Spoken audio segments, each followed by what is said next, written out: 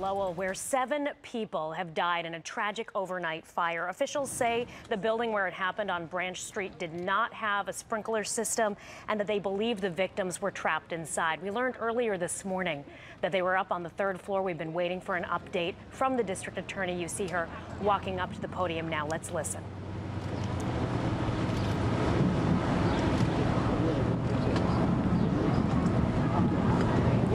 Good afternoon. I'm District Attorney Marion Ryan. I'm joined here today by Fire Marshal Cohn, Superintendent Taylor, Chief Pittard, and as you know, early this morning, Lowell Police and Fire responded to a fire. This building behind me, 81 to 85 Branch Street. We now know that there were 7 individuals who did not survive that fire. We believe those to be 4 adults, 3 children.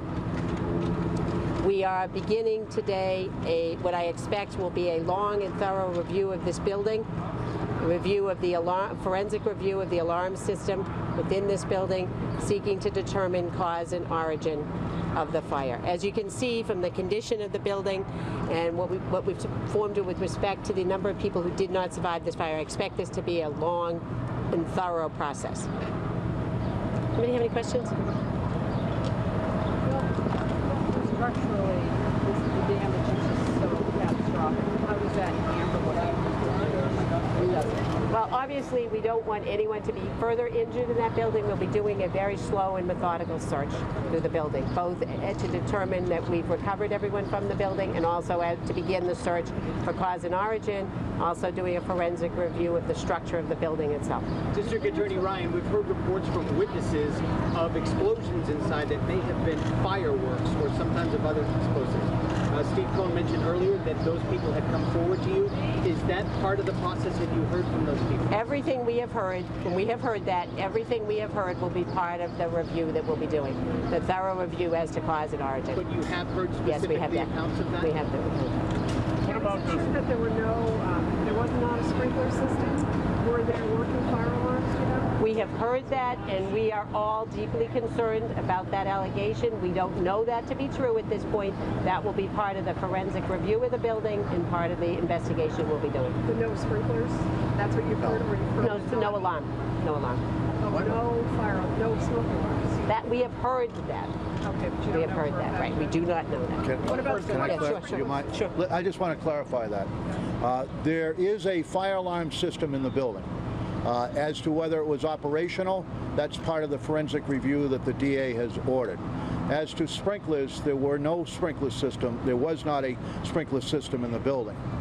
So we can't investigate the lack of sprinklers in this case. As I said in the earlier press, not to speculate on a different outcome, but I reiterate when an incident like this, a horrific incident has occurred, there is such a value to sprinkler systems.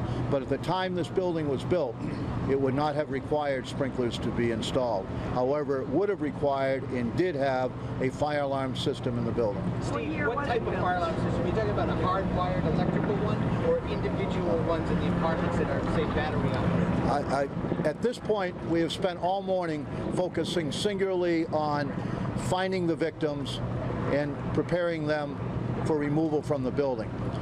We have not delved into the system itself. I can only say that as we have heard, and the DA has heard, is there are numerous reports that there were no smoke alarms operating at the time of the fire.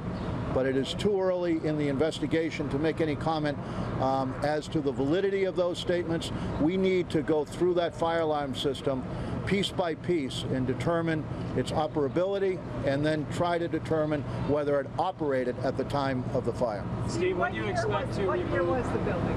I do not know at this time.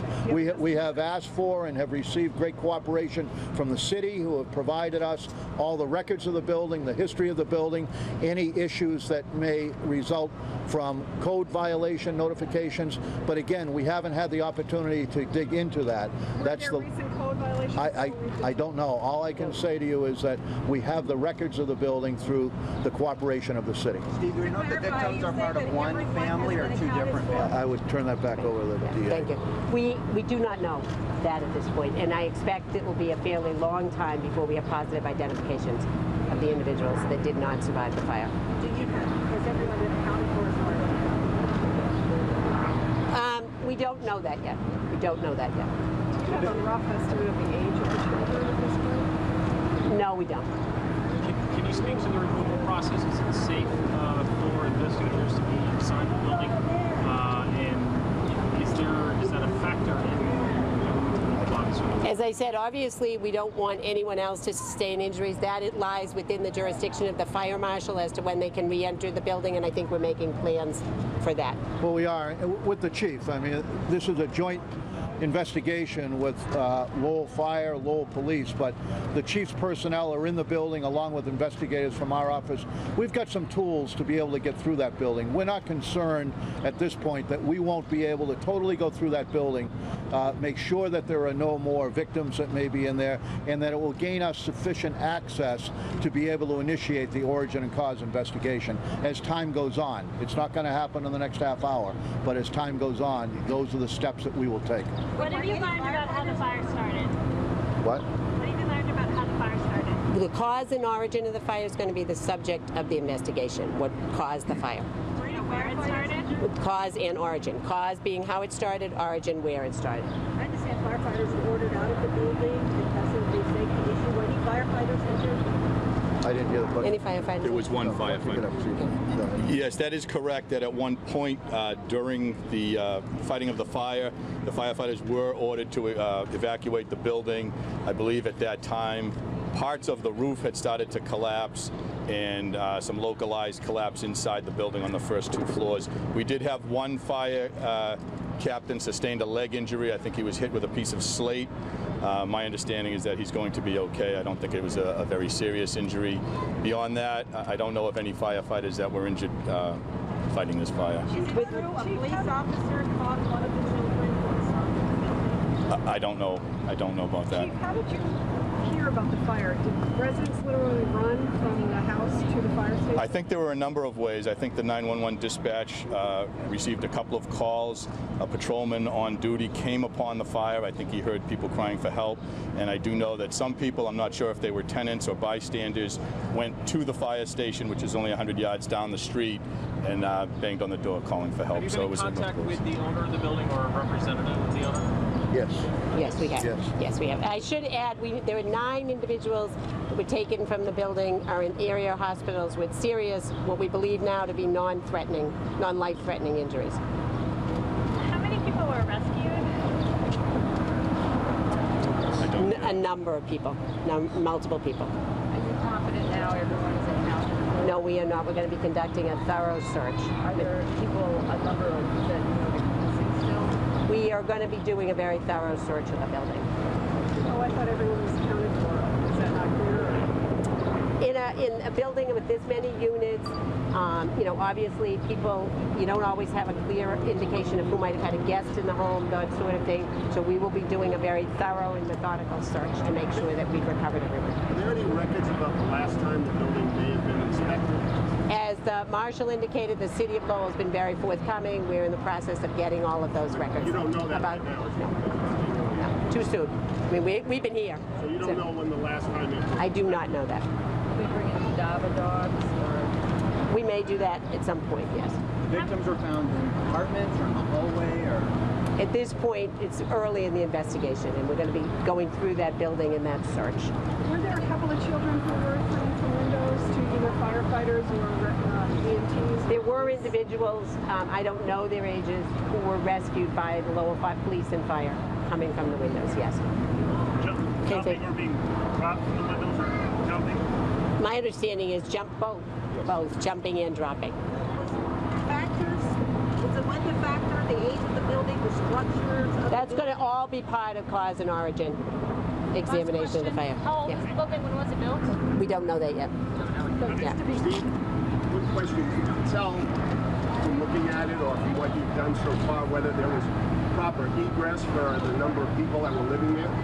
I have to go back and repeat that we've been so singly focused on identifying and then removing the bodies, we haven't even looked at that. But that forensic review of the building will also include that. There are rear porches to that if you look at the back side of the building. So there is some egress areas off the rear of the building.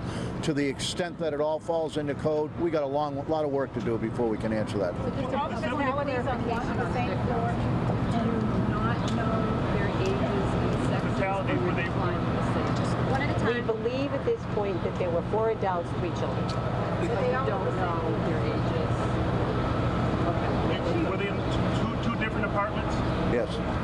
Two different apartments. Yes. Do you know which floors? On the 3rd floor of the residential part of the The building. victims came from 2 different apartments. Yes. Can you say whether or not it was on the right side of the building, the left side? It looks like the right side has the most damage. They came from the rear of the building. Rear of the building. Yeah. How many units are there? Just last question from someone who hasn't asked a question yet. Anybody who hasn't asked a question yet? Yeah. Okay, last question. Chief, do you know how long it's been since Lowell has had a fire of this magnitude with this many victims? I don't know offhand. I know we had the multiple fatality fire like 30 years ago, but of this magnitude, I really couldn't say. I understand from the fire marshal the last time we've had 7 victims was in 1994 in Attleboro, not that far. That's correct. There was a Christmas Eve fire in 1994 in a single-family home in North Attleboro that unfortunately took the lives of an entire family. That is the last time we've reached this number. Subsequent to that, we've had 5 people die in a fire in Dennis. We've had 5 people die in a fire in Lawrence.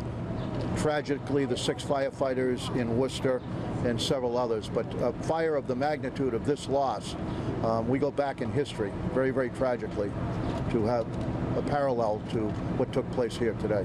How many firefighters? Thank you. Thank you. They were ordered out. You've been listening to an update on the breaking news that we've been following all day long regarding that fatal fire in Lowell. 7 people killed. We learned from fire officials and the Middlesex County District Attorney that included 4 adults and 3 children, and they're just beginning the lengthy investigation into the cause and origin. We did ask about reports involving fireworks potentially being in that building. They said they'd heard the same thing, but at this point, it's all part of what they are looking into, and they've just been so focused on identifying the victims. They mentioned that a firefighter was also hurt but is doing okay, and that at least 9 other people were injured in this, but there is obviously a lot of information that's expected to come out during the course of the day. We have reporters there. We are keeping you posted on our website, myfoxboston.com, and we'll have a full update for you at 5 and 6. Stay with us then.